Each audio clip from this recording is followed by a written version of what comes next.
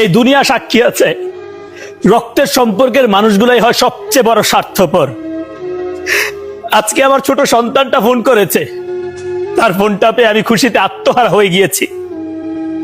ওই পাশ থেকে আমার সন্তান বলছে কান্না ভেজা কণ্ঠে, বাবা বাবা তুমি বাড়ি ফিরে আসো। তখন আমি আমার সন্তানকে প্রশ্ন করলাম, কি ব্যাপার বাবা, তুমি কান্না কেন করছো, কি হয়েছে? আমার এই সন্তানটা কান্না করতে করতে বলছে, বাবা আজকে আমার চাচ্চু বাজার থেকে লিচু নিয়ে আসছে, লিচু নিয়ে এসে তার নিজের সন্তানদেরকে খাওয়াচ্ছে।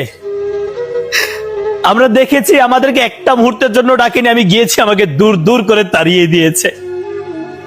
তখন শুধু আমি এতটুকু চিন্তা করলাম, এই তো আমার সেই ছোট্ট ভাই, নিজের টিফিনের টাকা বাঁচিয়ে আমি নিজে না খেয়ে তার জন্য খাবার নিয়ে এসেছিলাম। আর সেই ভাই কিনা আজকে আমার ছোট ছোট সন্তানগুলোকে অবহেলা করছে। আরে আমার স্ত্রীর সাথে না হয় তাদের একটু দ্বন্দ্ব হয়েছে, তাই বলে আমার ছোট্ট ছোট্ট সন্তানগুলো কি দোষ করেছে? আসলে দিন শেষে বুঝতে পারলাম, রক্তের সম্পর্কের যত আপন মানুষ আছে তারাই হয় সবচেয়ে পৃথিবীর মধ্যে বেঈমান, যেটা আমি আমার ভাইকে দিয়ে পেয়েছি প্রমাণ।